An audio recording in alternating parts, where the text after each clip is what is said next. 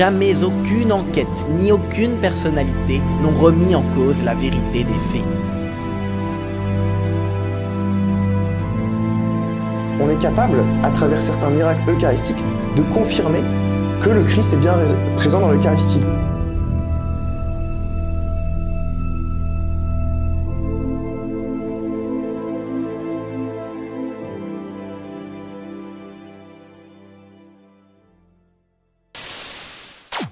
Bonjour à toutes et à tous. Bon alors, qu'est-ce que c'est qu'un miracle eucharistique ?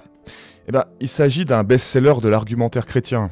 Les miracles eucharistiques sont non seulement la preuve que Dieu existe, mais également que Dieu s'est révélé en Jésus au travers de l'Eucharistie. Concrètement, les miracles eucharistiques sont des phénomènes paranormaux qui arrivent à des hosties consacrées. Parfois l'hostie se mettrait à voler, parfois elle saignerait, parfois le fait de consommer l'hostie a pour effet de guérir une maladie incurable. Pour ceux qui ne le savent pas, l'hostie consacrée, c'est ce qu'on donne pendant la communion. Pour le catholique, l'hostie, aussi appelée Eucharistie, c'est réellement le corps du Christ. Bref, les miracles eucharistiques seraient une preuve subtile de la vérité du christianisme. Un clin d'œil cosmique en somme. Le site Aletheia d'Olivier Bonassi nous propose une chronologie de plusieurs de ces miracles. Du coup, je vous en ai sélectionné un qui était bien goldé. À Paris, le jour de Pâques, 1290, un homme nourrissant une haine viscérale contre la foi catholique se procure une hostie consacrée. Il lui porte un coup de couteau afin de la déchirer. Et aussitôt pénétré par la lame, du sang en jaillit en abondance. Terrifié, le profanateur la jette au feu. Mais l'hostie s'élève. S'en ressaisissant, affolé, il la jette dans l'eau bouillante. À nouveau en vain, l'hostie s'élève encore. Et cette fois-ci prend l'aspect de la croix du Christ. Alors, vous vous demandez sûrement quelle est la source de cette histoire invraisemblable. Justement, c'est le vitrail. Ouais, je n'invente rien, c'est marqué là. Bon, naturellement, il est difficile de quantifier le nombre exact de miracles eucharistiques répertoriés. Dans une vidéo, le youtubeur Cato de Service parle de 136 cas. Ce genre de miracle eucharistique, il y en a plein. 136 reconnus à ce jour. Et pour en reconnaître ne serait-ce qu'un seul, il faut beaucoup de temps et beaucoup d'études. Alors 136, c'est énorme. Et Carlo Acutis, un gars de 15 ans assez incroyable, les a tous répertoriés. Carlo Acutis était un adolescent italien très impliqué dans les miracles eucharistiques. Et je dis était parce qu'il est mort d'une leucémie à l'âge de 15 ans, en 2006. Il y a beaucoup à dire sur lui, mais ce n'est pas vraiment le sujet de la vidéo. Sachez tout de même que son corps est visible en direct via une webcam. Ouais, c'est giga glauque, mais il est cru que Carlo aurait un corps incorruptible. Il fait l'objet d'une vénération. Il est en phase d'être canonisé. Personnellement, si une caméra broadcastait en live 24 heures sur 24 le cadavre de mon enfant, je serais pas spécialement ravi. Mais bref, encore une fois, c'est pas le sujet. Donc, Carlo Acutis, il a fait une liste qui comptabilise 136 miracles eucharistiques. Je le rappelle, selon le Cato de Service, tous ces miracles seraient reconnus. Pour en reconnaître ne serait-ce qu'un seul, il faut beaucoup de temps et beaucoup d'études. Justement, analysons-en un de cette fameuse liste. Allez, Paris 1290. Oh tiens, quel hasard, c'est justement l'histoire que je vous ai racontée juste avant. Pour rappel, la source ultra reconnue pour attester de ce miracle, c'est un fucking vitrail. Bon, vous l'aurez compris, il existe une multitude de miracles eucharistiques. Certains ne sont pas du tout attestés. Et bien entendu, je ne vais pas passer toute la vidéo à tenter de les débunk un à un, puisque ce serait comme vider l'océan à la cuillère. En revanche, ce qu'on peut faire, c'est s'attaquer aux mieux documentés, à ceux qui ont la réputation d'être très solides. S'il s'avère que cela ne valent rien, alors je m'autoriserai à spéculer qu'il en va de même pour leurs subordonnés, comme par exemple l'histoire invraisemblable que je vous ai racontée juste avant. Quand on parle de miracles eucharistiques, il y a deux noms qui ressortent régulièrement, c'est celui de Buenos Aires et de Lanciano. Je vais concentrer ma vidéo sur ces deux cas. On va commencer par Buenos Aires. En préambule, il est important de rappeler que les échantillons d'hostie sont ni plus ni moins que la preuve scientifique de l'existence du créateur de l'univers et de sa révélation au travers du christianisme. Fait assez étonnant et peu connu, si on en croit un des protagonistes de cette histoire, ces échantillons eucharistiques seraient également la preuve vivante que la théorie de l'évolution est fausse. Oui, vous m'avez bien entendu. Mais ne vous inquiétez pas, on va revenir là-dessus plus tard. Tout d'abord, revenons sur la chronologie depuis le début. Il y a eu plusieurs miracles eucharistiques à Buenos Aires. tous au même endroit, dans l'église de Sainte-Marie, de 1992 à 1996. Mais on va se concentrer sur le premier cas de 1992 et le dernier cas de 1996, car ce sont les seuls qui ont fait l'objet d'une enquête approfondie. Dans les deux cas, les faits sont plus ou moins les mêmes. Une hostie est retrouvée par terre dans l'église. Une dame la ramasse, donne l'hostie au prêtre en charge du lieu. Ce même prêtre la dissout dans de l'eau, comme le veut le protocole quand une hostie est retrouvée par terre. Sauf que, au lieu de se dissoudre, l'hostie, elle se met à saigner. Donc on a une preuve de la présence réelle de Jésus. Voilà, c'est fantastique.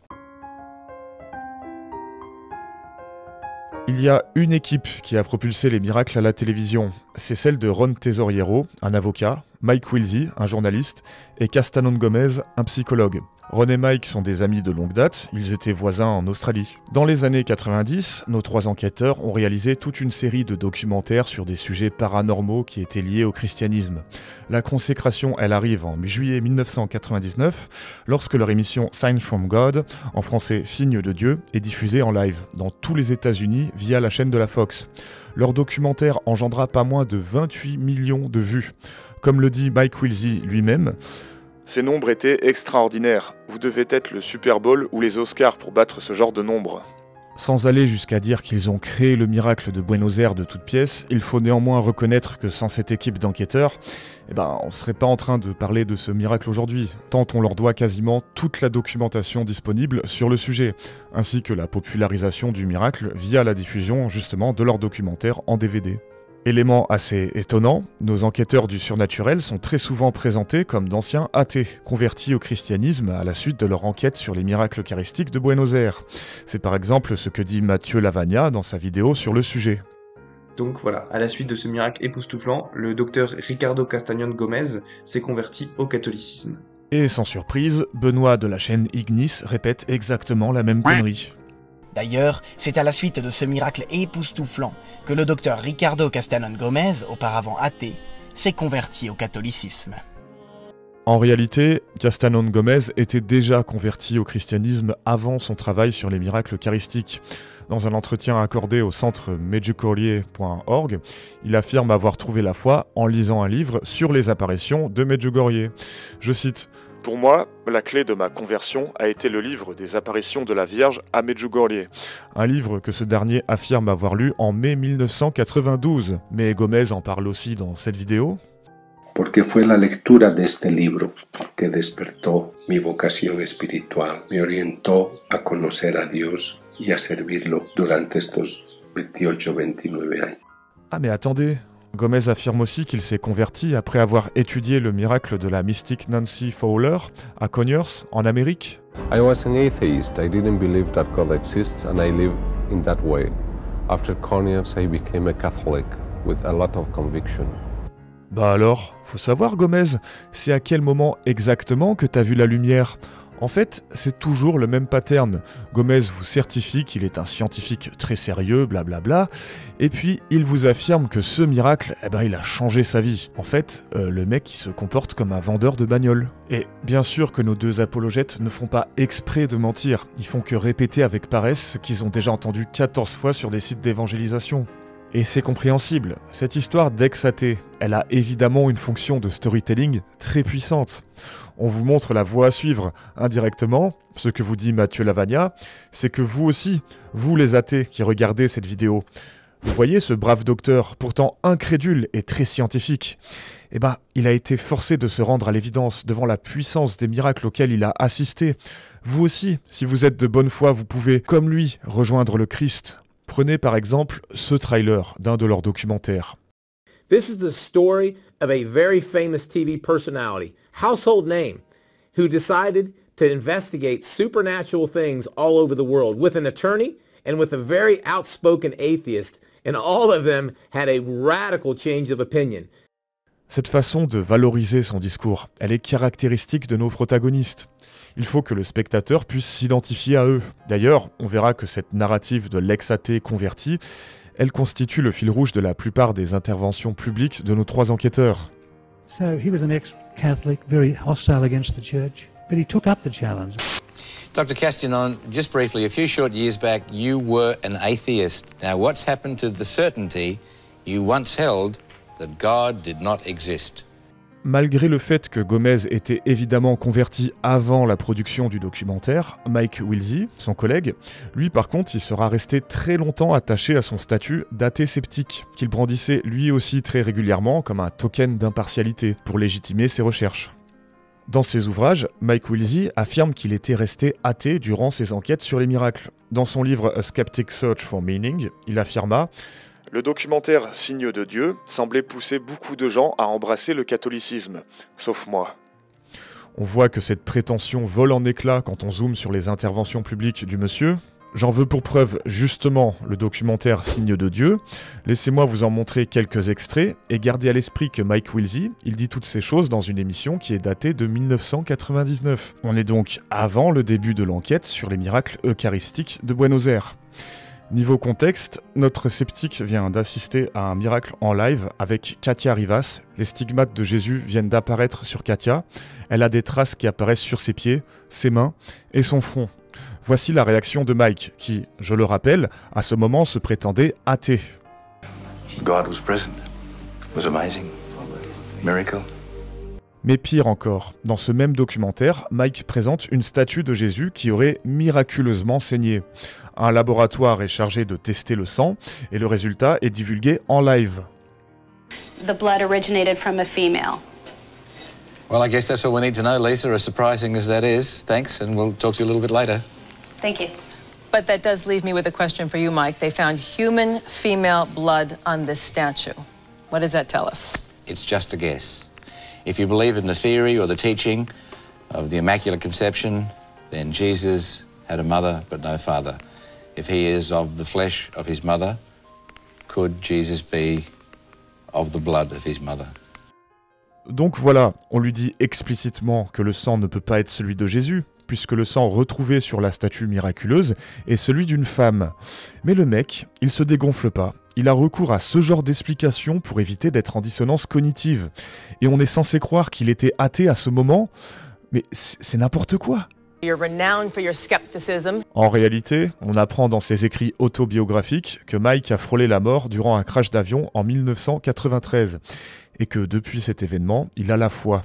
Il en parle aussi en vidéo. The plane crash changed me a lot, but it was very slow. It still took me maybe about 2 years for me to actually say, there is a God. In my mind, yes, there's a God. Encore une fois, on est plusieurs années avant l'enquête de Buenos Aires. Et bien sûr que je n'ai aucun problème avec le fait que les trois protagonistes de cette affaire aient la foi. Si j'insiste sur ce point, c'est pour vous rappeler que leur narratif de l'ex-athée qui s'est converti, qui a trouvé la foi, c'est du pipeau. Cette enquête qui a permis de faire connaître le miracle au monde entier, c'est une enquête qui a été faite par et pour des dévots. La promesse d'une impartialité totale, puisque l'enquête aurait été menée par des athées. C'est le premier pilier de cette histoire. Et d'emblée, on voit déjà qu'on est face à un mensonge manifeste. Comme nous l'avons déjà vu, la première enquête à succès de notre équipe d'investigateurs concernait une mystique du nom de Katia Rivas, autrement appelée Kaitlina Rivas. Katia Rivas est un personnage central dans cette affaire, et pourtant, son rôle se joue dans les coulisses. Katia Rivas, c'est un personnage très singulier. Elle affirme recevoir des messages de Jésus, de la Vierge, tout en ayant parfois des stigmates de la crucifixion du Christ qui lui arrivent directement sur son corps. Dès l'introduction du documentaire de nos trois investigateurs, on nous la présente dans un contexte surnaturel. Autour d'elle, les statues de la Vierge pleurent, des icônes de la Vierge se mettent aussi à scintiller. Cette dame accomplirait également d'innombrables prodiges. Pour n'en citer qu'un, sa capacité à écrire en polonais, grec et latin. C'est censé être impressionnant, puisque nos trois investigateurs du paranormal insistent lourdement sur le fait que Katia n'avait même pas fini l'école. Elle n'était pas instruite. But what I find remarkable is that this woman, Katia, doesn't even have a high school education and she was able to write in so many different languages, including Greek. Très rapidement, cette mystique fascine Mike, Ron et Gomez. Premier fait discordant, c'est qu'en lisant le livre de Mike Wilsey, A Skeptic's Search for Meaning, on y apprend que le président de la Bolivie en personne, René Barrientos, aurait forcé notre mystique Katia à l'épouser, tellement qu'il était fou d'elle. Info invérifiable, puisque la mystique a déclaré ça à nos journalistes, après la mort de ce même président dans un accident d'hélicoptère. Selon les propres mots de la mystique, son mariage avec le président, il aurait été secret. Ah bah, du coup, c'est doublement invérifiable. Pratique.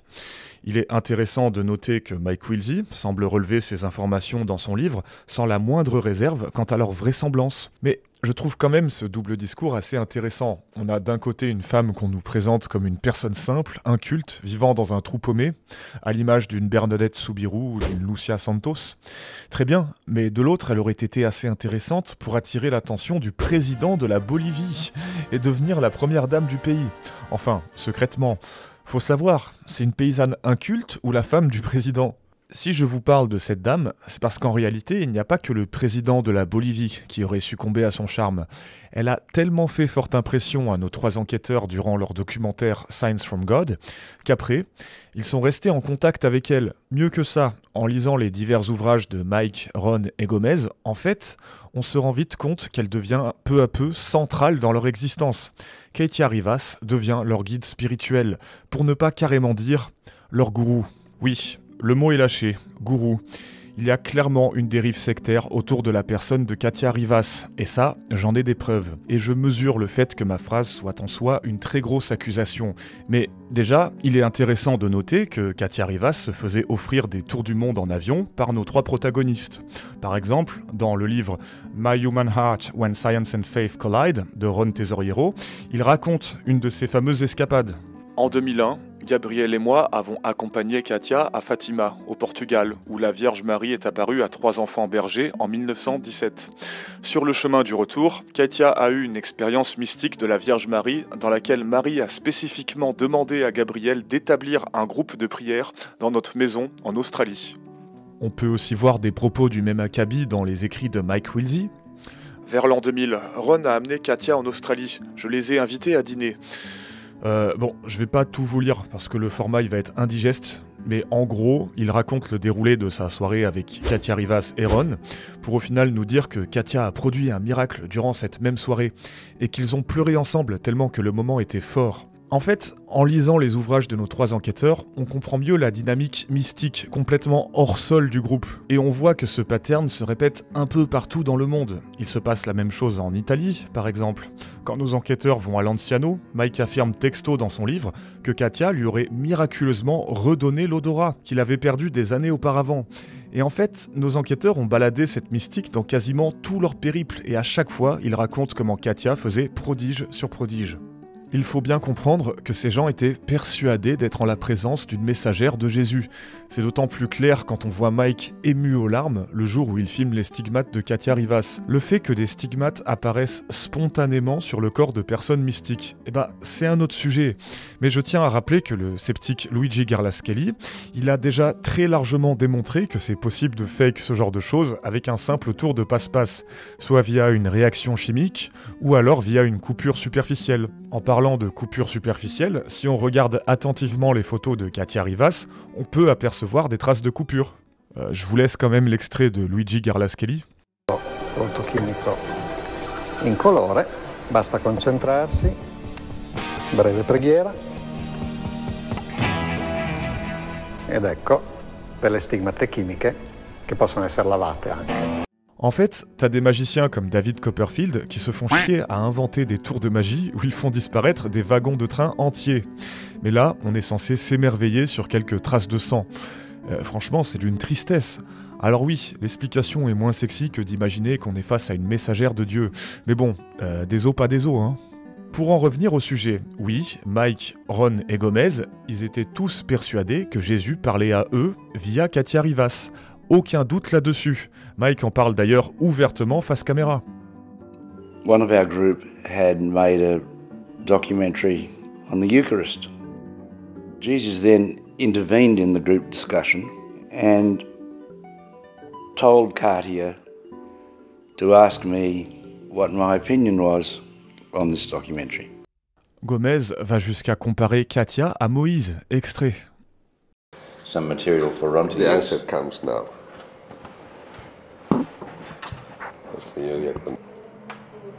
Can you imagine that God is talking now, like with Moses?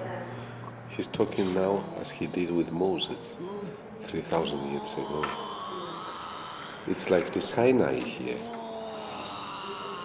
Ce qu'il faut bien comprendre, c'est qu'à ce stade de notre histoire, nos trois enquêteurs, eux, ils sont persuadés que Katia dit la vérité. Ils lui mangent dans la main. J'en veux pour preuve, par exemple, l'introduction du chapitre 24 du livre de Mike.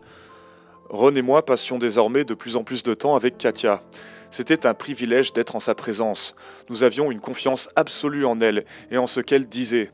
Nous serions assis et Jésus pourrait se joindre à la conversation, parlant par l'intermédiaire de Katia, comme s'il n'était qu'un de vos amis. » Et pourtant, l'Église catholique n'a jamais reconnu les pouvoirs de Katia. C'est même plutôt l'inverse. Dans son livre « Imposture mystique » de Joachim Bufflet, on apprend que les écrits mystiques de Katia sont en réalité du plagiat pur et simple de plusieurs auteurs chrétiens. Certains de ces écrits sont des copies au mot pour mot. Et le plus drôle, c'est que Katia, elle affirme que ces écrits qu'elle a allègrement plagiés, c'était des messages qu'elle recevait du Christ. Joachim Bufflet nous donne 7 exemples, parmi d'autres, je vous le laisse ici visuellement. En haut, on a les écrits de Katia Rivas publiés en 1996, et en bas, on a ceux de 2 auteurs chrétiens de 1992. Mais je ne vais pas tout vous réciter par souci de format, les plagiats sont à l'écran. Si vous voulez, mettez sur pause et vous pouvez regarder ça. Néanmoins, il est intéressant de rappeler ce que dit Joachim Bufflet dans ses conclusions. Ces éléments, ainsi que l'enrichissement personnel de Catalina Rivas et ses proches désormais établis au Mexique, où l'apostolat de la nouvelle évangélisation est devenu une entreprise familiale lucrative, ne plaident pas vraiment pour l'authenticité de son expérience. Catalina est assurément une fausse mystique. Il est important de préciser que Joachim Bufflet est catholique et qu'il sert de source au youtubeur Ignis par exemple dans ses vidéos. Bon, et alors, pourquoi est-ce que je vous parle de tous ces gens? C'est quoi le rapport avec les miracles de Buenos Aires? Figurez-vous que c'est Katia Rivas, enfin, c'est plutôt Jésus qui a suggéré à nos 3 disciples d'aller à Buenos Aires enquêter sur ce miracle au travers de Katia Rivas. Et du coup, on enchaîne sur la partie enquête de cette fabuleuse histoire. Donc, on est en 1999, on est 6 semaines après la diffusion du documentaire Sign from God, signe de Dieu. Ricardo Gomez s'est rendu à Buenos Aires avec Katia Rivas pour une conférence. C'est durant leur escale qu'ils apprennent l'existence justement de la fameuse hostie consacrée qui aurait saigné 3 ans plus tôt. Avant d'enchaîner avec la suite, il faut rappeler que, contrairement à ce qu'on entend souvent, le nouvel archevêque de Buenos Aires depuis l'année précédente est alors nul autre que Monseigneur Bergoglio, qui ne le sait pas encore, mais deviendra pape en 2013, le pape François. Et justement, il demande de faire réaliser de nouveaux tests scientifiques en juillet 1999. Il fait alors appel à l'agence indépendante du docteur Ricardo Castanon Gomez. Non, le pape n'a pas envoyé l'équipe de Ron Tesoriero, Ricardo Castanon Gomez, Mike Wilsey sur l'affaire. En revanche, c'est vrai qu'il les a autorisés à poursuivre leur enquête, mais c'est tout. C'est bien nos 3 enquêteurs qui ont fait la demande, pas l'inverse, en atteste ce document signé par le pape François en personne, qui était alors archevêque de Buenos Aires. En réponse à votre aimable demande, j'accorde l'approbation et l'autorisation correspondantes pour effectuer la procédure suggérée par le docteur Ricardo Castanon. Je veux dire, même Ron ne s'en cache pas. In 1999, we were given permission to do a scientific examination of the substance. Bref, même si c'est évidemment un élément secondaire, c'est ce genre de petit mensonge qui rend l'histoire globalement plus crédible, parce qu'on a évidemment tendance à accorder davantage de crédit à une initiative qui émane du pape qu'à celle d'une fausse messagère de Dieu. Nous sommes donc au début de l'enquête sur les miracles de Buenos Aires. Ron décrit le coup de fil qu'il a reçu du docteur Ricardo Gomez.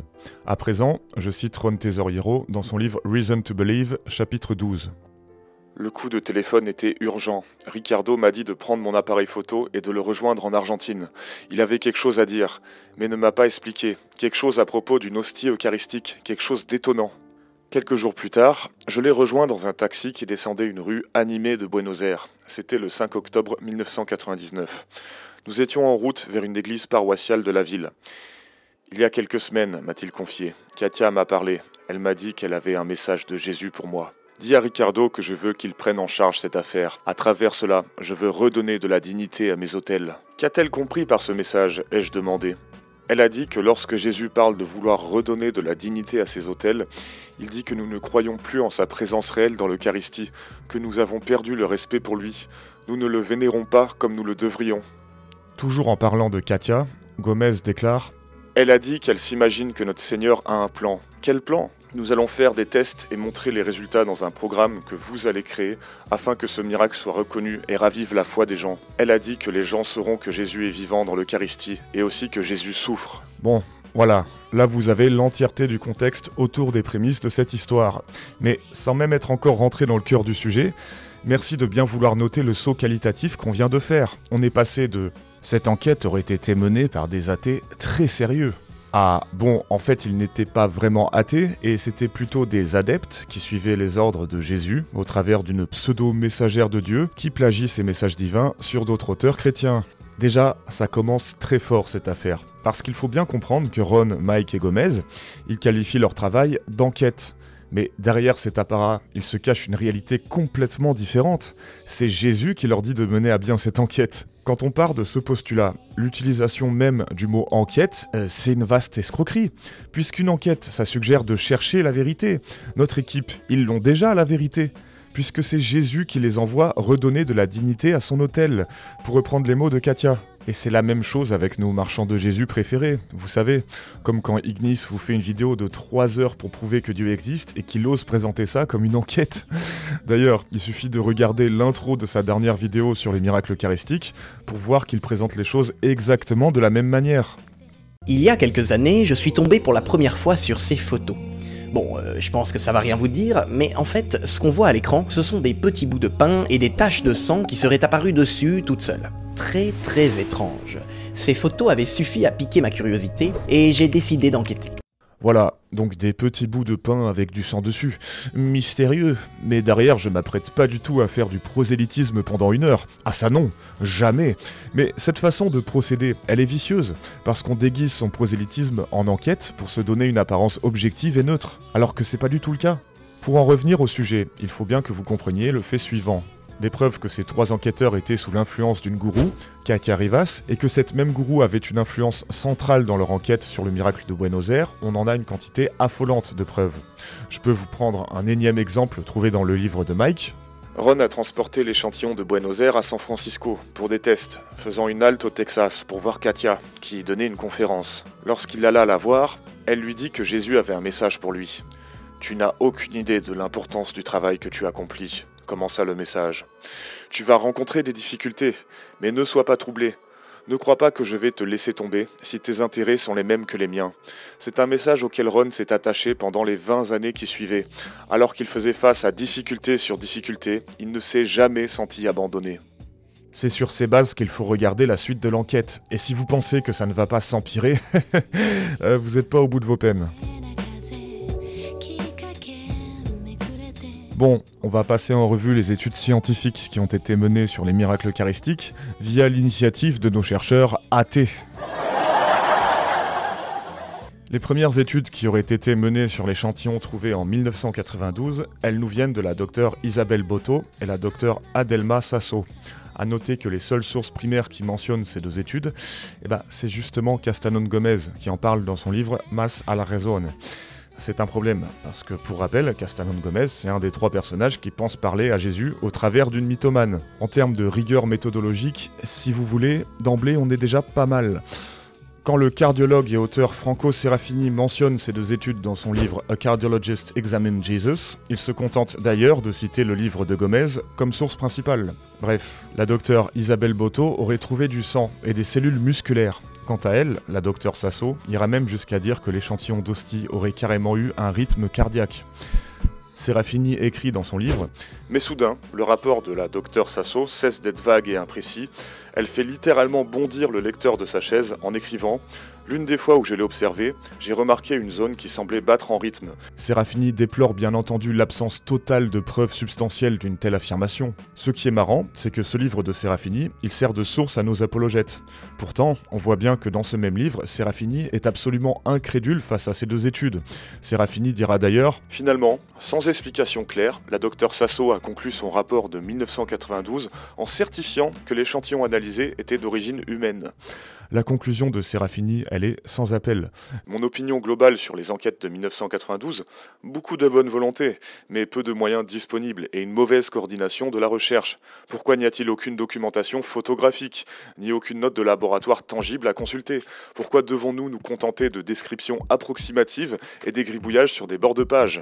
Pour finir avec ces deux premiers rapports, inutile de préciser que vous ne trouverez pas la moindre information sur la docteure Isabelle Boto et la docteure Adelma Sasso, en dehors des récits miraculeux liés au miracle eucharistique, bien sûr.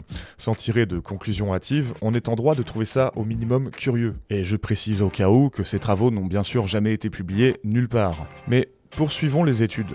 On peut déjà noter quelque chose de curieux dans le livre de Mike Wilsey, A Skeptic's Search for Meaning. Je cite Mike en page 361 et page 366.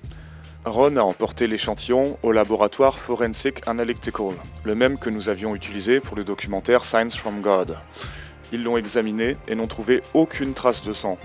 Ils ont toutefois détecté de l'ADN humain, mais n'ont pas réussi à extraire un profil génétique. Ce pattern s'est répété encore et encore. Et j'irais même jusqu'à dire que cela a été un des obstacles les plus sérieux de ma carrière de journaliste. En page 366, Mike ajoute « Nous n'arrêtions pas de nous heurter à un mur de briques avec les tests ADN ». La phrase la plus curieuse et sans conteste, ce pattern s'est répété encore et encore. Mais combien de fois exactement ? Si c'est arrivé autant de fois, pourquoi quand on entend nos apologètes raconter cette formidable histoire, on dirait que tout le monde est unanime pour dire que les résultats sont tous époustouflants? Il est évident que ces gens ont remué ciel et terre pour obtenir les résultats qui les arrangeaient. Car après tout, c'est Jésus qui leur a ordonné de mener à bien cette mission. Les deux échantillons que Ron Tesoriero a amenés au laboratoire Forensic Analytical à Hayward, en Californie, le premier venait de 1992, l'autre de 1996. Déjà, là, il est intéressant de noter qu'on dévie de la narrative de nos apologètes. Ces derniers ne mentionnent tout simplement pas cette analyse, ou alors quand ils la mentionnent, ils restent évasifs. Pourtant, les laboratoires nous apprennent bien noir sur blanc qu'il n'y a pas la moindre trace de sang dans ces échantillons d'hostie. Dans les deux cas, les tests sont négatifs. Vous l'avez là, vous pouvez le clipper, vous pouvez l'enregistrer, vous pouvez le mettre dans un cadre. Ça n'empêche pas nos apologètes de dire le contraire sur leur site de propagande. Putain, mais qui est l'auteur de ce torchon ? Les deux échantillons ont également été testés pour de l'ADN via le test PCR-STR. Là, il va falloir que je cite Stacy Trasancos, qui, contrairement à moi, est doctorante en chimie. Je précise que Stacy Trasancos est accessoirement catholique. D'ailleurs, c'est aussi le cas de Franco Serafini. Bref, quand Stacy Trasancos nous parle des analyses ADN qui ont été effectuées par ce laboratoire, elle s'étonne. Le test PCR-STR est conçu pour comparer l'ADN de différents humains. Il est confirmatoire dans le sens où l'ADN trouvé sur une preuve peut être confirmé comme appartenant, par exemple, au suspect en question, comme pour les empreintes digitales. Mais dans le cas de l'échantillon de Buenos Aires de 1996, il n'y a aucun échantillon de comparaison. Ce type de test n'aurait de sens que s'il existait un échantillon connu du sang du Christ pour comparer. En revanche, le rapport stipule effectivement que d'infimes quantités d'ADN humain ont été retrouvées sur l'hostie. Ce n'est pas assez pour impressionner Stacy Trasancos, qui déclare « La limitation la plus sérieuse de l'analyse PCR-STR, elle réside précisément dans son avantage. De très petites quantités d'ADN peuvent être amplifiées involontairement. Même la plus infime quantité d'ADN provenant de plusieurs personnes peut être amplifiée en même temps. Si par exemple, il y a des empreintes digitales sur un échantillon, l'ADN de la personne ayant laissé ces empreintes sera amplifié en même temps que l'ADN présente sur l'échantillon, et les résultats ne seront pas spécifiques à un seul individu. » Elle poursuit. Le témoignage des témoins est clair. L'hostie a été touchée à plusieurs reprises. Lors des préparations pour la messe, lorsque le prêtre l'a tenue, lorsque la personne l'ayant placée dans le porte-bougie l'a manipulée, lorsque le prêtre l'a de nouveau touchée pour la ramener à l'autel, et lorsque Emma Fernandez l'a déposée dans le bol d'eau. Le prêtre a même déclaré que l'hostie était très sale. Et on sait que l'échantillon a été conservé vraisemblablement encore souillé dans de l'eau de robinet. Il est donc certain qu'il pouvait contenir de l'ADN résiduel provenant des différentes personnes l'ayant manipulé, ainsi que des contaminants issus de saleté. Deux facteurs connus pour rendre l'analyse PCR-STR non concluante. Aucune de ces préoccupations n'a été abordée par l'équipe d'enquête. Je ne peux que recommander Behold It Is I, le livre de Stacy Trasancos que je viens de citer.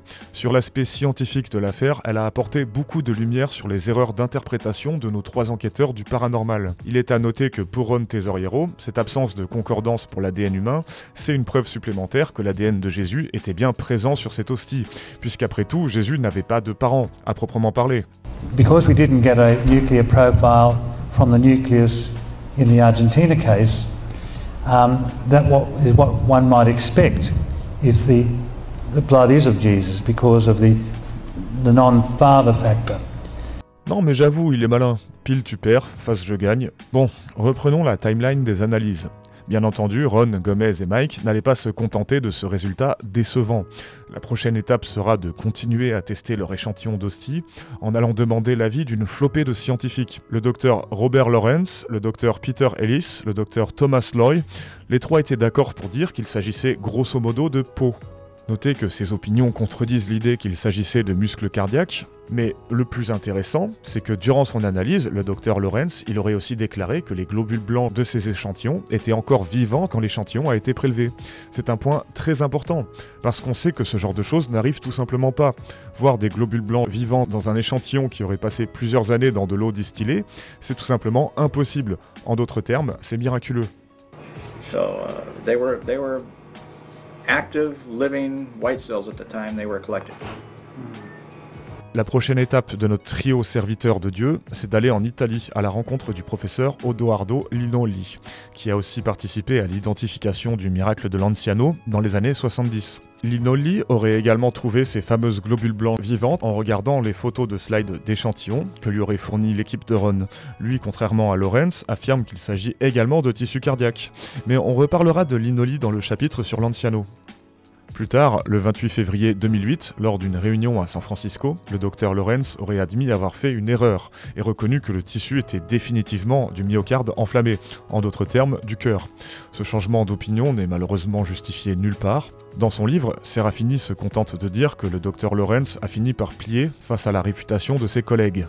Le souci, c'est que le premier labo que je vous ai cité précédemment, celui en Californie, il n'a rien trouvé de tel. En fait, aucun test en laboratoire n'a été réalisé pour confirmer la présence des globules blancs observés au microscope à l'époque. En plus d'être inconsistant avec la première analyse, ce point reste donc scientifiquement approuvé. Les seules données tangibles dont on dispose pour attester de la véracité d'une telle prétention, c'est-à-dire que les globules blancs seraient restés en vie pendant tout ce temps, c'est la parole de 2 chercheurs. Il n'y a pas de processus scientifique contrôlé derrière ces prétentions extraordinaires. Il n'y a pas de publication à proprement parler. D'ailleurs, Stacy Trasancos souligne elle-même dans son livre, après avoir parlé des travaux du Dr Lawrence et Linoli, je la cite, « Il semble étrange qu'aucun test de laboratoire n'ait été effectué à ce stade pour confirmer la présence de globules blancs. » Pourtant, pour Ron Tesoriero, la présence de globules blancs, elle ne fait aucun doute. C'est un fait.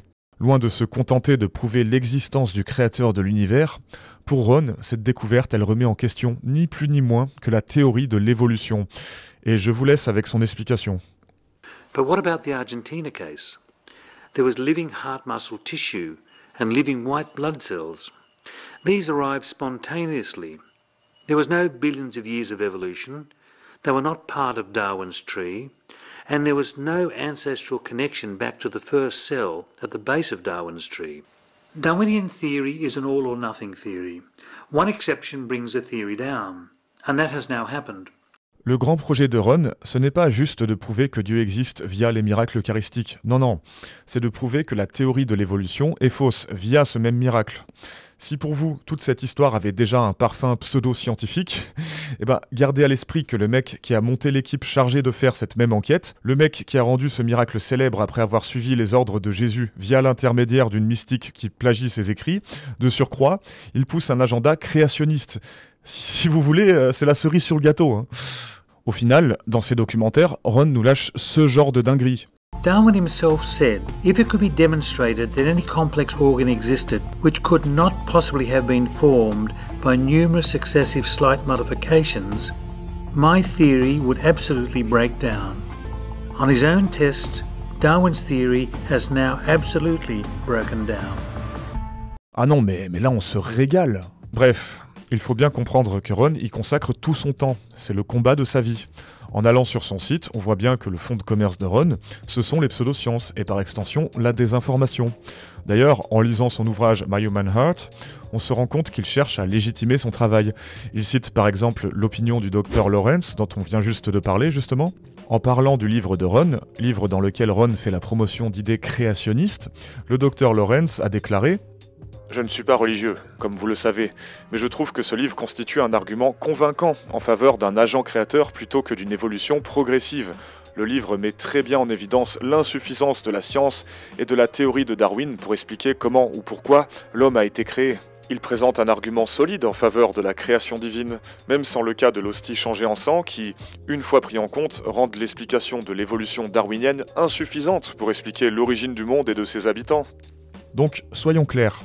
Si le docteur Lawrence a vraiment dit ça, alors il est autant un scientifique compétent que je suis la reine d'Angleterre, parce qu'inutile de préciser qu'il est évident que Ron Tesoriero dit strictement n'importe quoi sur l'évolution. Il y a un consensus scientifique solide sur la question. Ces déclarations ne plaident tout simplement pas en la faveur de la crédibilité du docteur Lawrence. Le plus triste, c'est que le père du docteur Robert Lawrence, Ernest Lawrence, lui pour le coup, il était un prix Nobel de sciences, c'était un physicien qui a participé au projet Manhattan. Le pauvre, il doit se retourner dans sa tombe. L'élément central qu'il faut retenir de ce chapitre, c'est que l'équipe de Ron, ils n'ont jamais fait examiner leurs prétentions par un journal scientifique à comité de lecture. Ça vaut pour leurs croyances délirantes sur les globules blancs encore vivants et pour l'évolution. Et si vous ne me croyez pas, lors d'une conférence de Ron, quelqu'un dans la foule l'a justement questionné précisément sur le fait qu'il n'a jamais rien publié dans un journal scientifique. Sa réponse se passe de commentaires. It's early days yet. We haven't worked on that side of the publicity of it. But just on the question of peer review, the book in itself is a publication which will be considered by others who have a point of view. Ouais, c'est encore tôt, on n'a pas encore fait ça. Bah si, vous l'avez fait, et les résultats étaient négatifs. Mais le passage le plus drôle, c'est quand Ron nous explique dans le plus grand des calmes que son livre en lui-même est l'équivalent d'un journal scientifique revu par des pairs. Je veux dire, au point où on en est, pourquoi pas, hein. Bref, à la lumière de toutes ces études prétendument scientifiques, Stacy Trasancos conclut très justement « La véracité de ce prétendu miracle repose sur le témoignage des enquêteurs et des journalistes, dont les choix quant à la manière de mener et d'interpréter l'analyse restent inexpliqués. Mais figurez-vous qu'on s'apprête à rentrer dans le cœur du sujet. Derrière ce brouillon d'analyse contradictoire, il y a une lumière au bout du tunnel, un expert de renommée mondiale, censé apporter le dernier mot à cette affaire. Bien entendu, je parle du docteur Frédéric Zugibe. Quand on se renseigne sur le déroulement de ce miracle, il y a une étape clé, charnière, dont le caractère implacable saute directement aux yeux. Le moment où le médecin légiste Frédéric Zugibe entre en scène et donne son opinion. Parce que, contrairement à toutes les personnes que j'ai citées précédemment, le médecin légiste Frédéric Zugibe, il est connu et reconnu pour ses travaux scientifiques. Il a déjà une réputation. Bon, du coup, sans surprise, nos apologètes préférés, ils en font des caisses. Le docteur Gomez sollicite l'avis du plus grand expert en pathologie cardiaque et médecine légale, le professeur Frédéric Zugibe. Avec ses 30 années d'expérience, il est l'auteur de plusieurs découvertes scientifiques et de nombreuses publications, et a réalisé 10 000 autopsies à son actif. Ok, la classe quoi. Ils ont envoyé ça au plus grand expert en pathologie cardiaque et en médecine légale, qui est le docteur Frédéric Zugibe. Bref, vous avez l'idée. Donc, nos 3 enquêteurs sont allés à la rencontre de ce prestigieux professeur et lui ont demandé d'analyser l'hostie ensanglantée. Et, élément très important, ils ont refusé de lui dire ce qu'ils devaient analyser. Ils se sont contentés de garder le silence quand le professeur Zugibe leur demandait de quoi il s'agissait. Ainsi, nos enquêteurs pensaient avoir singé les critères d'une expérience en aveugle. Déjà, ça c'est faux. À la base, Mike Wilsey, il écrit bien dans son livre A Skeptic's Search for Meaning, Ron avait envoyé des photos des slides et le docteur Zugibe avait répondu que cela ressemblait à du tissu cardiaque, mais qu'il devait les examiner en personne. Déjà, d'emblée, l'idée que c'était des tests aveugles, on peut la barrer. Ron avait déjà envoyé les photos des slides d'échantillons d'hostie à Zugibe, d'avance, par email. Et Zugibe avait déjà donné son opinion avant même qu'il rencontre Ron. Je viens de vous en apporter la preuve, Mike le dit littéralement dans son livre. Donc, en résumé, on peut dire que sans surprise, l'enquête de Ron n'avait rien d'impartial. Quand un labo lui donnait des résultats négatifs, manifestement il les ignorait. Puis quand une personne lui dit ce qu'il veut entendre, là par contre, il part à sa rencontre avec son équipe de tournage. Mais attendez, là on fait que s'échauffer.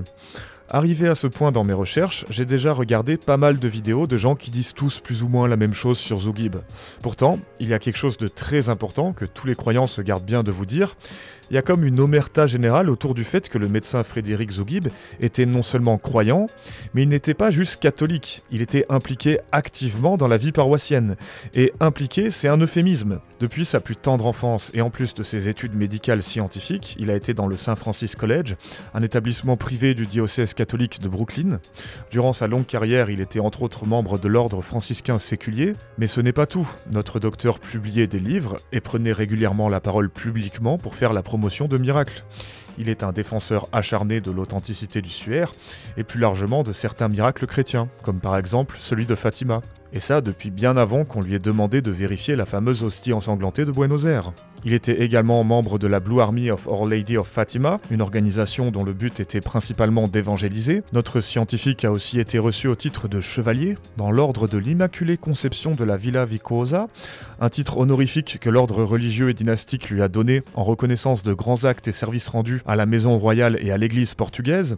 D'ailleurs, en parlant du Portugal, notre scientifique était tellement fan qu'il a rencontré Sœur Lucia en personne.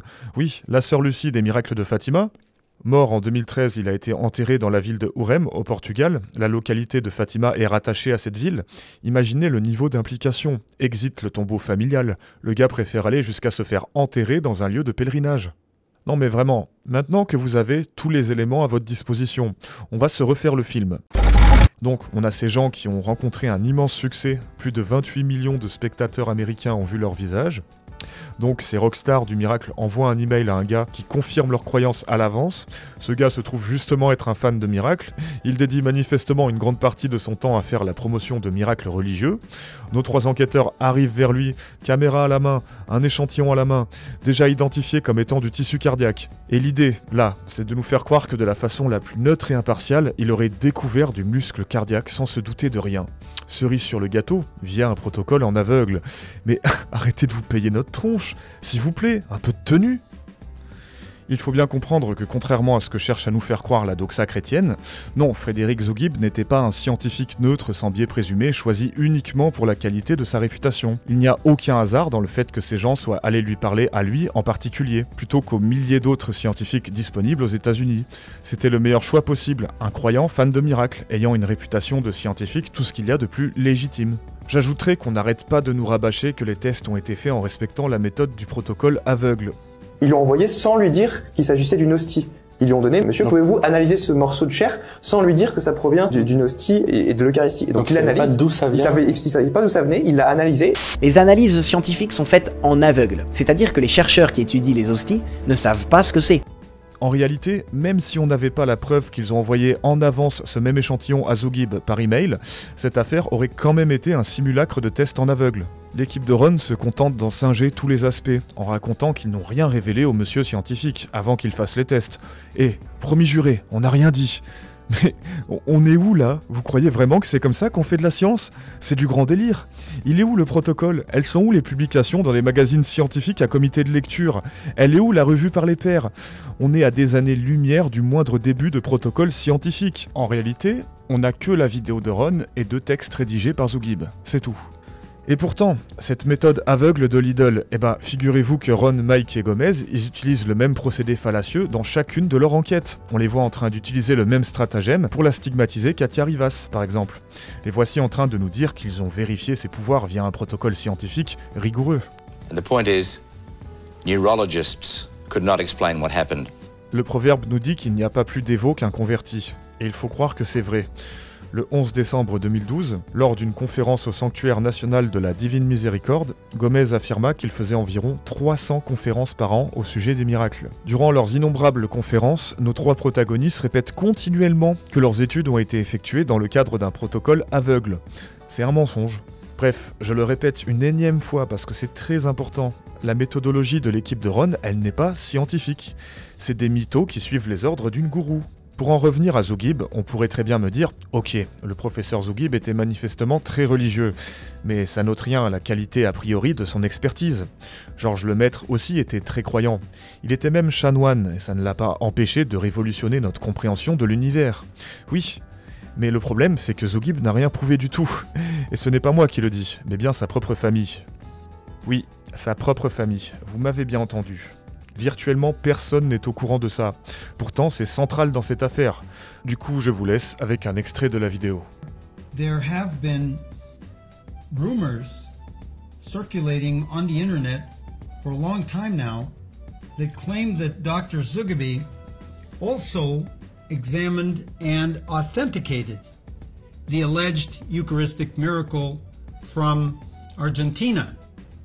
And we would like to clarify on behalf of the late Dr. Zugabe and his family that this is not true. Niveau contexte, on est paumé sur une vidéo obscure qui cumule 600 vues dans le Facebook d'une association catho. Mais qu'est-ce que c'est que cette vidéo filmée avec les pieds? À quel moment ça s'approche de près ou de loin d'une preuve? En réalité, ce qui est accablant, au-delà des propos de l'auteur de la vidéo, c'est justement l'auteur de la vidéo, et ceux qui ont commenté sa vidéo. Pour commencer, l'auteur de la vidéo, c'est un certain... J'ai coupé la vidéo, désolé. Donc, un certain...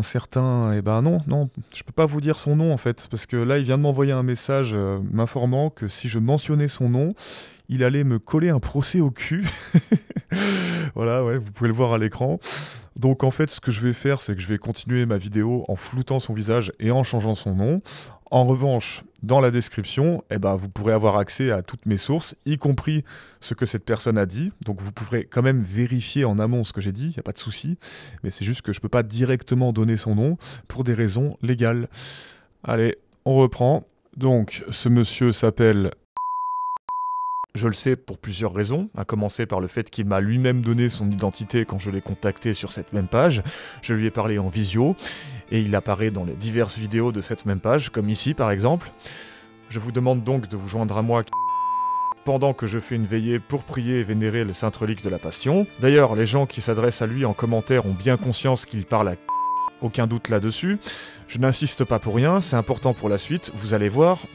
Maintenant, qu'en est-il de la page Facebook? Elle s'appelle la International Crusade for the Holy Relics. Quand on se renseigne sur la page, on apprend qu'elle émane initialement de Frédéric Zugibe lui-même. On atteste ce post qui met en valeur sa pierre tombale. Aujourd'hui, nous nous sommes souvenus de l'anniversaire de notre cher ami disparu et patron de la fondation. Donc, en résumé, on a un mec qui s'appelle...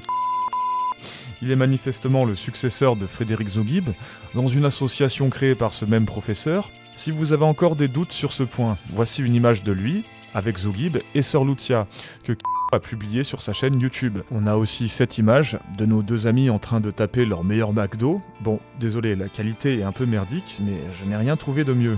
Donc, en résumé, ce proche de Frédéric Zugibe, il affirme que, je recite au cas où, And we would like to clarify, on behalf of the late Dr. Zugabe and his family, that this is not true. On est sur un rejet clair, ça je crois que c'est assez explicite. Alors, je suis d'accord, pour le moment, on a un proche à Zugibe qui déclare qu'il n'a jamais authentifié les miracles de Buenos Aires, c'est relativement maigre, mais attendez un peu, là aussi on s'échauffe. En commentaire de cette fameuse vidéo obscure qui cumule 600 vues, on a un commentaire d'une certaine Catherine Muma. Merci, j'étais présente lorsque cette fausse déclaration a été lancée, et j'ai essayé d'y mettre fin. Et si je vous disais que Catherine Muma, c'était la femme du défunt Zugibe, qui avait justement écrit ces mots? Comment peut-on le savoir? Il se trouve que m'a apporté des précisions en commentaire. Je le cite. Catherine est la femme du docteur Zugibe. Le docteur Zugibe a fait une déclaration écrite ainsi qu'une déclaration vidéo. Le miracle est faux. Catherine est également amie avec sur Facebook. Déjà avec ça, bon, mais on peut aller plus loin. En consultant la nécrologie du professeur Zugibe, on y apprend sans surprise que sa femme, elle s'appelait Catherine. En consultant le profil de Catherine Muma, dessus on y voit des photos de famille, où elle est aux côtés de Frédéric Zugibe, elle est bien taguée à ses côtés, des membres de cette même famille ont commenté affectueusement cette même photo. Bref, en fait il n'y a pas 36 options, ou bien c'est vraisemblablement la propre femme de Zugibe qui nous parle de cette fausse déclaration qui a été lancée et qu'elle essaye d'y mettre fin, ou bien, l'autre option, c'est que c'est un coup monté. Le compte de la femme de Zugibe serait évidemment un fake, les photos de famille présentes dans ce même compte seraient elles aussi des montages, les comptes actifs de sa famille qui ont commenté ces mêmes photos seraient eux aussi des faux comptes qui sont alimentés de faux contenus, certains depuis plus de 10 ans. Tout ça au service d'un mensonge connu par 2-3 gus qui se sont perdus sur internet, vu que la page est planquée dans les méandres de Facebook. Ou alors, on peut remettre les pieds sur terre 2 secondes et se rendre à l'évidence. Oui, Frédéric Zougib a été piégé par Ron et son équipe. Ce n'est pas moi qui le dis, mais bien sa propre femme et un ami très proche à lui qui a repris son flambeau. Figurez-vous que j'ai appelé pour avoir des détails supplémentaires. J'ai longuement discuté avec lui. Il m'a expliqué que la femme du docteur Zougib, Catherine, elle aurait plusieurs fois tenté de dénoncer la supercherie, mais que son diocèse aurait préféré la faire passer pour une folle quand elle prenait publiquement la parole. Toujours selon la fille de Zougib, Marie était présente lors du fameux entretien filmé du professeur Zougib. On apprend aussi que les slides d'hostie qu'aurait analysé Zougib ressemblaient selon elle à des slides scolaires. Il est important de préciser que Marie, comme son père, elle a une formation scientifique, donc on n'a aucune raison de présumer qu'elle ne sait pas de quoi elle parle. On n'a également aucune raison de présumer que a menti. Je tiens à préciser qu'il était l'interprète de Sœur Lucie en personne. Oui, la Sœur Lucie. C'est un catholique pur et dur, avec une certaine réputation. Le mec, ce n'est pas n'importe qui. Malgré toutes ces informations, pour moi l'idéal serait bien entendu été d'avoir un témoignage vidéo de la famille de Zougib. C'est d'ailleurs ce que j'ai négocié avec. Mais le souci, c'est que j'étais face à un dilemme. Il fallait que je lui présente mon contenu YouTube pour qu'il accède à ma requête. Sauf que t'es mal la gueule du contenu YouTube. Donc il allait sûrement m'envoyer balader, puisque ma chaîne YouTube est littéralement un crachat au visage de tout ce que ce monsieur tient en estime. Et effectivement, quand j'ai demandé à si je pouvais parler à la famille de Zougib, il a accepté, à une seule condition, que je signe un papier où je m'engage à ne pas utiliser les informations que la famille Zougib allait me fournir pour attaquer l'église catholique. Et la suite, vous la connaissez, des bip bip de partout, des menaces de poursuite légale.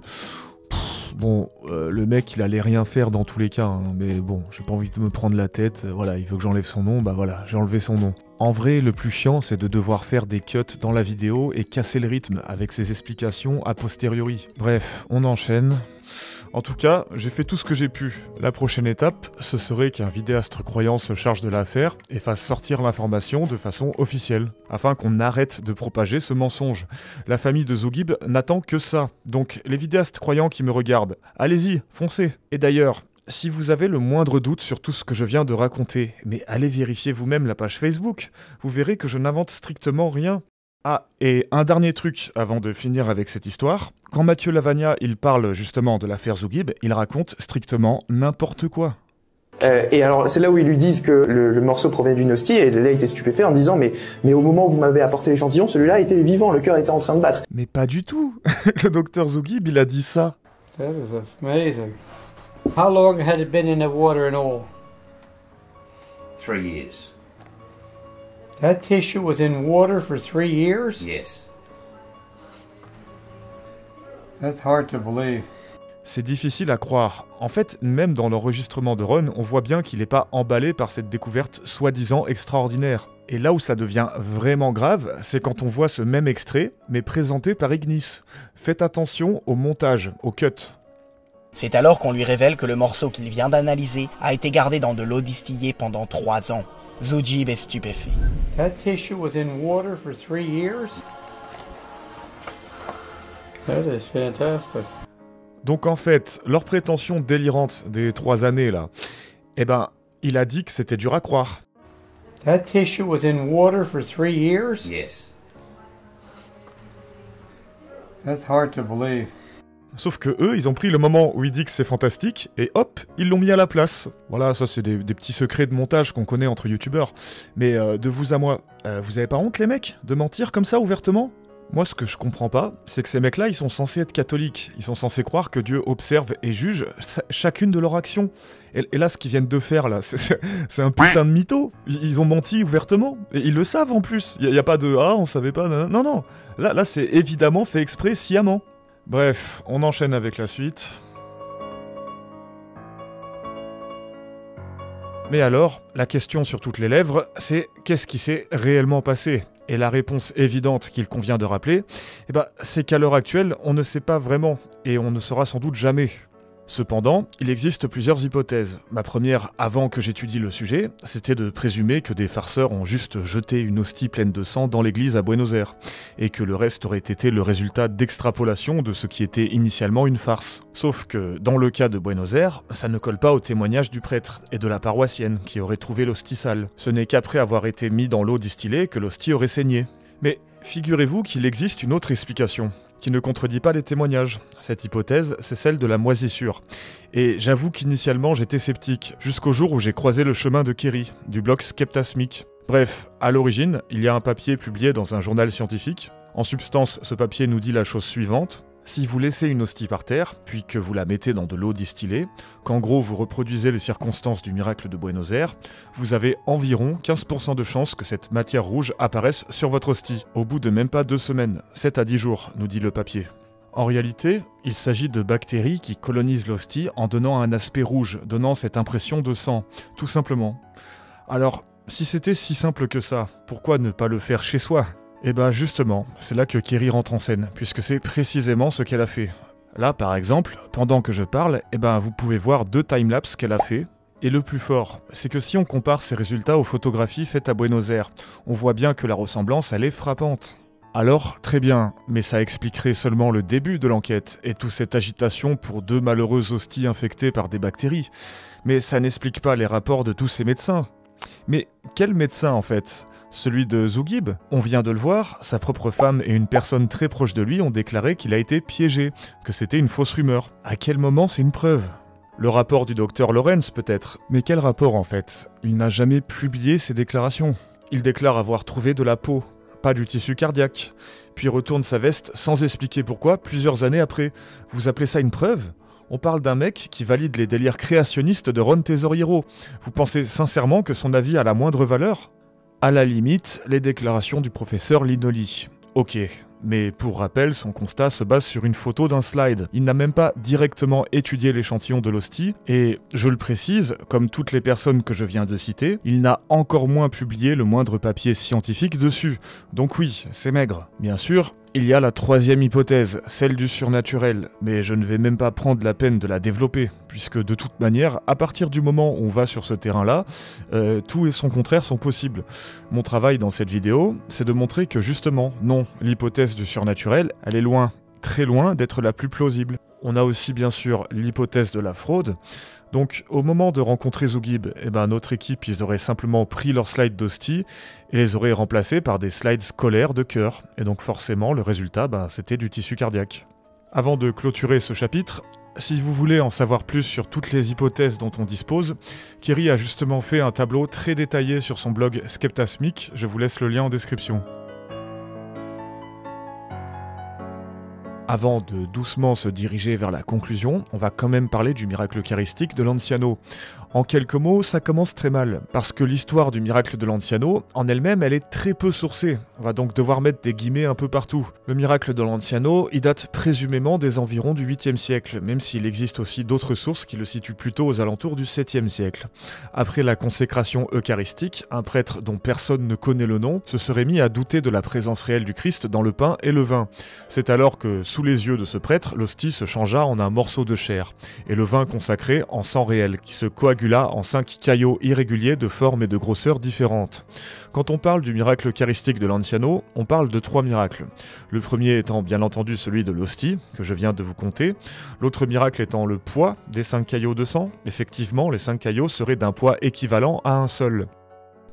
À noter qu'un miracle secondaire s'était produit dans le passé au sujet du poids des 5 caillots de sang. Le poids était le même, qu'on pèse 1, 2 ou 5 caillots. En d'autres termes, admettons que vous pesez un seul des 5 caillots, il fait 6 grammes. Vous pesez les 5 d'un coup, on est censé avoir ce même poids de 6 grammes qui apparaît. Bon, cette légende absurde a été testée plusieurs fois au 19e et au 20e siècle. Sans surprise, on s'est vite rendu compte que c'était strictement n'importe quoi. Le 3e miracle avec cette hostie, ce serait son excellente conservation après des centaines d'années. Ce sang de l'année 750, est encore parfaitement liquide après tellement d'années de sang, toujours liquide. Les protéines contenues dans le sang prouvent qu'il s'agit de sang frais encore 12 siècles plus tard. Là où j'ai littéralement bugué, là où personne ne trouve d'explication, c'est, accrochez-vous, que le sang contient tous les éléments d'un sang humain parfaitement frais. Bon alors, ok, admettons. Mais vraie question là par contre, est-ce que c'est moi qui deviens complètement fou, ou il suffit de regarder la photo pour voir que c'est complètement sec? Non sérieux, ça se voit que le machin il est complètement desséché. Il suffit de regarder la photo de l'ostensoir pour voir que cette prétention elle est absurde. Bon, on va voir le reste, on n'a qu'à dire que c'est moi qui suis teubé. Voyons ce que disent nos apologètes de ce fameux miracle. Ce qui s'est passé dans cette église ce jour-là est le premier miracle eucharistique connu et parfaitement documenté dans toute l'histoire du catholicisme. Oui, bien sûr. Alors figurez-vous que ce fameux miracle parfaitement documenté, en réalité, il y a un consensus pour dire que les seuls textes attestant de son existence, ils remontent au XVIe siècle et au XVIIe siècle, c'est-à-dire au moins 800 ans après l'événement. Imaginez la gueule du cold case. Mais si vous ne me croyez pas, citons le livre de Serafini, A Cardiologist Examines Jesus. Il est si ancien qu'une documentation historique précise concernant l'événement d'origine s'est perdue au fil des années. Cependant, les habitants de Lanciano ont réussi à ne pas perdre de vue les origines de ce miracle jusqu'à l'époque moderne, grâce à la tradition orale et à une dévotion très forte et ininterrompue. Alors, le terme tradition orale, c'est surtout un euphémisme, pour ne pas avoir à dire que leur croyance, elle repose sur des bruits de couloir de 800 ans. Bon, après, il y a aussi un gap historique de 1300 ans pour le Saint-Suaire, ça n'empêche pas nos apologètes d'y croire. Donc, 800 ans, pourquoi pas, on n'est plus à ça de près. Bref, je recite le livre. Il n'existe actuellement aucun document historique fiable concernant l'origine de ces reliques. Le premier texte mentionnant explicitement un miracle eucharistique conservé à Lanciano ne remonte qu'à l'année 1574. On me dira sûrement que certains événements historiques sont découverts via des fouilles, parfois plusieurs milliers d'années après qu'ils aient eu lieu. Ça n'enlève rien à leur historicité. Oui, c'est vrai, mais là on ne parle pas d'un phénomène historique lambda, on parle d'un miracle, un truc qui viole concrètement les lois de la nature telles qu'on les connaît. Au nom de quoi est-ce que ce serait moins une légende que les innombrables autres récits mythologiques anciens qu'on a pu découvrir ? Voyez les choses de la manière suivante. Si on découvre un manuscrit très ancien qui nous raconte que Clovis, roi des Francs, allait acheter du pain, bon, a priori, pourquoi pas. Mais si ce même document nous racontait que Clovis, roi des Francs, pouvait voler et tirer des lasers avec ses yeux, forcément, on l'accueillerait pas avec le même regard critique. De plus, il est important de noter que la présence réelle du Christ dans l'Eucharistie, elle faisait débat aux alentours du XIe siècle. C'était un des sujets théologiques majeurs de cette époque. Et c'est au terme de ces débats qu'on a inventé la notion de transsubstantiation, au XIIIe siècle. Et c'est justement à cette époque que sont apparus les premiers récits de miracles eucharistiques. Ainsi, ces miracles avaient une fonction de confirmation. Comme toujours, avant de s'inscrire dans un contexte surnaturel, ces phénomènes y s'inscrivent dans un contexte historique. Le miracle eucharistique a une utilité, il a une fonction. À l'époque médiévale, ce type de miracle servait d'argument à ceux qui croyaient en la présence réelle du Christ dans l'Eucharistie. Les miracles eucharistiques ont aussi contribué à lutter contre la montée du mouvement protestant, qui était opposé au concept de présence réelle. Il y a une explication terriblement terre-à-terre quant à l'apparition même de ces miracles. Bon, ça c'était pour la partie historique, mais qu'en est-il des examens scientifiques ? Le professeur Linoli, dont j'ai déjà parlé brièvement, c'est le scientifique qui aurait principalement prouvé le miracle eucharistique de Lanciano via ses études. Linoli écrit dans son article qu'il doit, je cite, « vérifier si la substance durcie pierreuse et argileuse transmise sous le nom de sang pourrait effectivement être qualifiée de sang. » Eh mais attendez, pas si vite. Moi je croyais que le sang il était encore liquide, après tout c'est censé être un miracle. Du coup ça c'est plus un miracle. D'accord, ok. Bon, que dire sur le professeur Linoli ? Déjà, sans surprise, les apologètes vous diront qu'il est le meilleur scientifique ayant jamais existé. L'investigation fut dirigée par Odoardo Linoli, professeur émérite de prestige international. Sauf que quand on se renseigne sur lui, on n'a pas vraiment d'infos sur son prestige international. À part son implication dans le miracle de Lanciano, on n'a que dalle en fait. On peut aussi noter que, comme toujours, notre scientifique est bien entendu croyant. Bon, ça je pense que ça n'a surpris personne. On peut aussi noter qu'une bonne partie des résultats de Linoli étaient négatifs. Je cite par exemple ce passage du livre de Serafini. Il n'y avait ni globules rouges ni globules blancs dans l'échantillon de sang, et certains résultats des tests étaient non concluants. D'autres ont nécessité des adaptations du protocole analytique pour tenir compte de la nature unique de l'échantillon ancien et fortement déshydraté.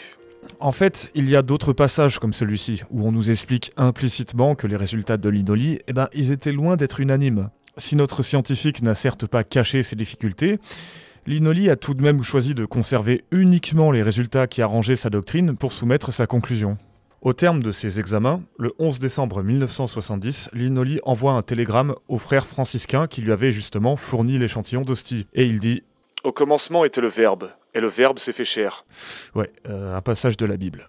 Malgré tout ce que j'ai pu dire de positif sur Serafini, il reste lui-même convaincu que le professeur Linoli, il aurait découvert du sang durant son analyse. Pourtant, dans un papier de 2024 publié par Kelly Kurtz et Frank Lija, Analyse scientifique des miracles eucharistiques, importance d'une standardisation dans l'évaluation, article publié dans le Journal of Forensic Science and Research, un journal scientifique à comité de lecture, et oui, parfois il faut croire que ça arrive. Bref, si j'en parle, c'est justement parce que l'article critique les travaux de Linoli. Je cite les auteurs. Les tests primaires de Teichmann et de Takayama, qui évaluent la présence d'hémoglobine, se sont révélés négatifs. Une technique moins sensible, la diffusion zonale, a été utilisée. La fiabilité de ces résultats reste quelque peu incertaine. Nos deux auteurs poursuivent. Dans un ouvrage récent sur la nature scientifique des miracles eucharistiques, un cardiologue examine Jésus, Serafini affirme qu'il est qualitativement incontestable que le miracle de Lanciano contient du véritable sang humain. Cependant, il est regrettable qu'il ne soit pas possible d'affirmer que les résultats sont spécifiques au sang humain, car les preuves fournies sont très limitées. Donc, en résumé, on serait tenté de croire que les travaux de Linoli, ils sont loin d'avoir eu l'impact qu'on leur imagine.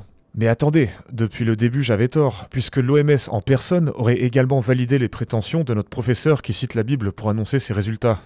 Comme pour l'affaire de Zougib, cette fake news du rapport de l'OMS, elle a contaminé tout Internet. Je vais d'abord vous régaler avec quelques extraits. En 1973, le Conseil supérieur de l'Organisation mondiale de la santé ouvre une nouvelle enquête. 500 examens sont pratiqués en 15 mois, dont tous les résultats ne varient pas d'un iota par rapport à ceux de 1970-1971. La science, consciente de ses limites, s'arrête devant l'impossibilité de donner une explication au phénomène, conclut le rapport final. L'extrait résumé des travaux scientifiques de la commission médicale de l'OMS-ONU déclare en sa conclusion que la science, consciente de ses limites, s'arrête devant l'impossibilité de donner une explication. C'est pour ça qu'en 1973, le Conseil supérieur de l'OMS nomma une commission scientifique afin de vérifier les conclusions du professeur Linoli. Ainsi, en 1976, l'OMS et l'ONU déclarent que la science, consciente de ses limites, s'arrête devant l'impossibilité de fournir une explication à cet événement. The World Health Organization. In 1973, the Chief Advisory Board of the World Health Organization. Bon, vous l'avez vu, la fake news est de partout. Et le plus drôle, c'est que pour la debunk, il faut pas non plus faire 15 000 recherches. On peut par exemple se référer au livre de Serafini. Vous savez, ce livre que j'arrête pas de citer. Dans ce livre, Serafini, il explique justement qu'il a enquêté sur ce fameux rapport de l'OMS et que c'est tout simplement un gigamytho. Je le cite, « L'exemple le plus évident que j'ai personnellement mis à jour, c'est le rapport insaisissable de l'Organisation mondiale de la santé des Nations Unies, publié par le professeur Giuseppe Biondini en 1976. Encore aujourd'hui, 40 ans plus tard, les publications dévotionnelles ainsi que les publications plus formelles continuent de faire référence à ce faux idéologique de bas niveau. » Je veux dire, on a même un entretien sur YouTube où Serafini s'est montré très clair. They were very, very kind. They opened the safe, and we could see this document, this United Nations document. Wow. We scheduled a whole afternoon for studying it, but in fact, a couple of minutes was enough to understand that it was a terrible fraud, a terrible hoax. It is something very sad. It is true, we have hundreds of pages of tests, but tests made on Egyptian mummies, not on the Lanciano miracle. Then they added a first page and a last page naming the work of Linoli, and that's all. So it's a kind of friendly fire that somebody overzealous wanted to do too much for helping the Lanciano miracle that doesn't need this kind of help. Yes. Yeah. Donc oui, Serafini, il est allé en Italie pour consulter ce fameux rapport de l'OMS. Il est clair, net, précis. C'est une fake news, c'est un mensonge. Le rapport ne parle pas de miracle eucharistique. Une personne a ajouté une page au début et à la fin du rapport de l'OMS, en y incluant la fameuse phrase toute pétée La science, consciente de ses limites, s'arrête devant l'impossibilité de donner une explication. Non mais imaginez le niveau du truc. Un gars est allé jusqu'à caler des pages entre un rapport de l'OMS pour faire semblant que ce même rapport endossait toutes ces conneries mystiques. Mais c'est stratosphérique. Tous ces youtubeurs là qui répètent ce mensonge sans rien vérifier, comme des moutons, ils devraient avoir honte de colporter toujours le même mytho. Et ce serait franchement bien que ces gens commencent à se respecter, que ça s'arrête. Salut. Et oui, c'est mon vrai visage, voilà.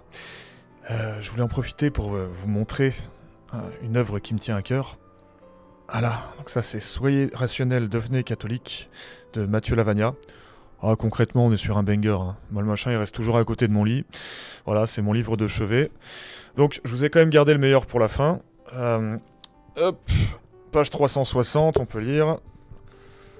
Afin de vérifier encore les analyses méticuleuses qui avaient déjà été réalisées, le Conseil supérieur de l'Organisation mondiale de la santé décida d'envoyer un autre groupe de scientifiques pour confirmer les résultats de l'enquête. Les recherches purent ainsi valider l'analyse du professeur Linoli, et les scientifiques trouvèrent encore d'autres éléments stupéfiants. Eh ben non du coup Mathieu, ça c'est un mensonge. Allez, ciao. Bon, mais alors vous me direz sûrement, bah ça va, Mathieu il fait que répéter les bêtises de ses pairs. En quoi c'est le meilleur pour la fin? Bah déjà, premièrement, j'ai cité qu'un paragraphe.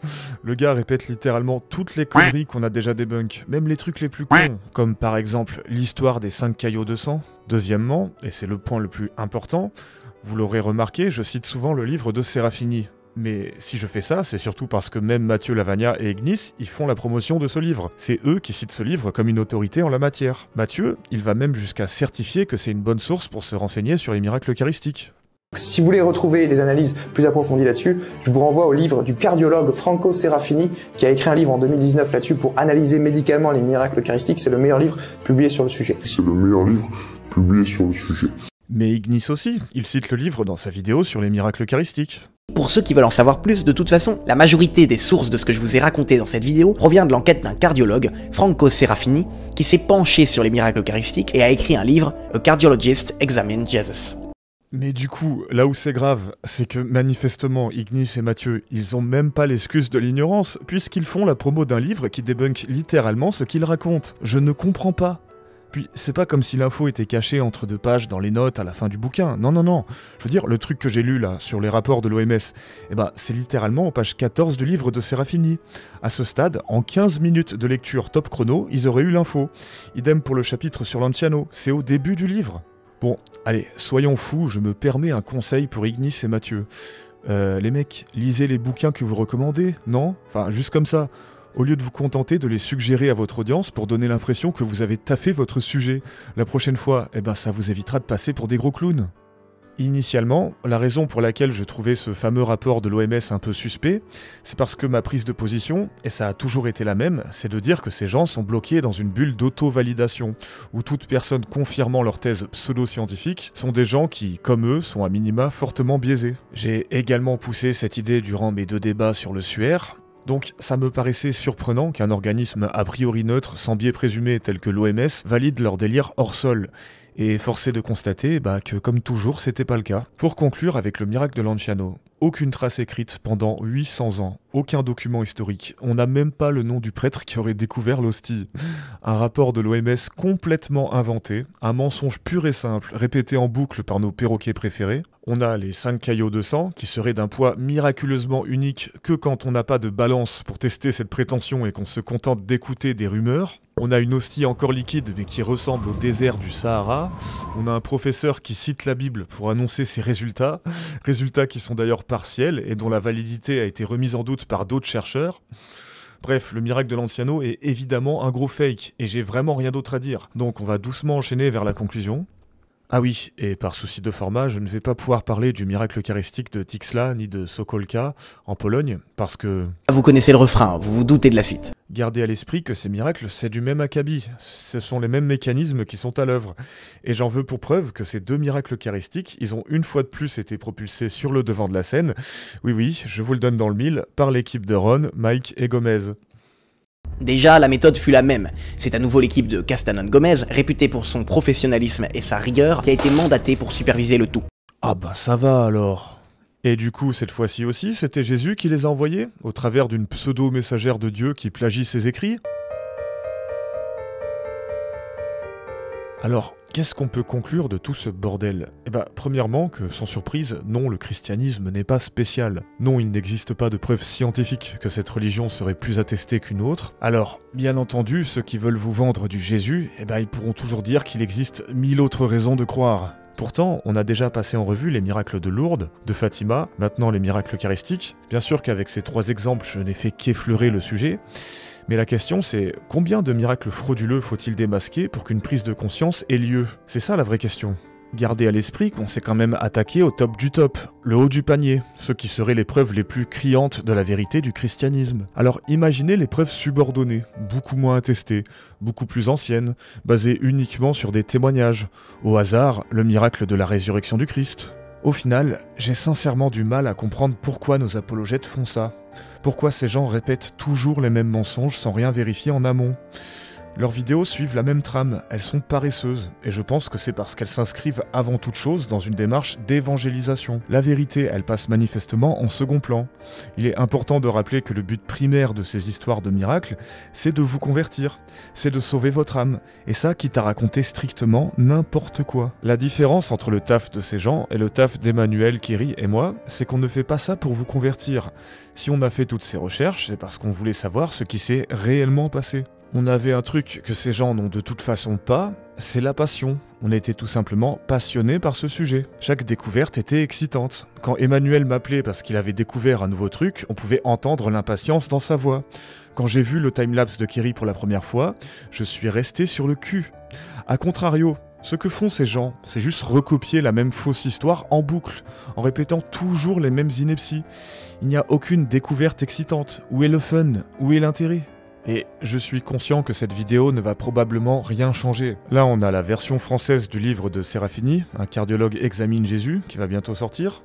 On a aussi la canonisation de Carlo Acutis. Donc les catholiques peuvent se rassurer, leurs mythes ont encore de beaux jours devant eux. Malgré tout, faire cette vidéo sur les miracles eucharistiques, c'était important pour moi, parce qu'il me semble que je suis le seul à en parler en France de façon critique. Le sujet est massivement monopolisé par nos apologètes, qui s'en servent comme d'un filet géant servant à convertir. Il est important que tout le monde ait accès à un contre-discours, qu'on ne leur laisse pas un boulevard. Au moins, maintenant c'est chose faite, vous avez des éléments de comparaison, vous êtes prévenus. Voilà, merci d'avoir regardé cette vidéo, n'hésitez pas à vous abonner, à liker, à laisser un pourboire sur Tipeee si vous l'avez apprécié. Vous pouvez aussi me rejoindre sur Discord, bon, pour le moment on n'est pas beaucoup, mais bon. Alors, qu'est-ce qui se passe pour la suite de la chaîne? Eh ben, honnêtement, je sais pas. En tout cas, on se retrouvera avec Emmanuel, que je remercie une énième fois ici, dans un live débrief de cette vidéo, où on va revenir ensemble sur l'intégralité de l'enquête, et on en profitera pour aborder des points qu'on n'a pas eu le temps de voir ici. Et croyez-moi, il y en a un paquet. On pourra aussi répondre à vos questions. N'hésitez pas à jeter un œil au blog de Kéry. Elle a fait un taf formidable. Ah oui, et au fait, j'ai fait lire mon script à Olivier Bonassi, et étrangement, sa réaction était pas aussi négative que ce que j'aurais imaginé. Bon, bah après, c'est Olivier Bonassi, donc forcément, il m'a proposé un débat. Oui, j'ai encore accepté, ouais, faut croire que je suis maso. Hein. Donc bon, on verra comment ça se passe, en tout cas, apparemment ça va se passer. Voilà, à plus.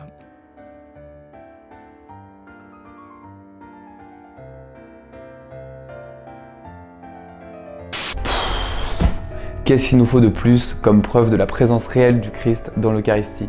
C'est incroyable les amis!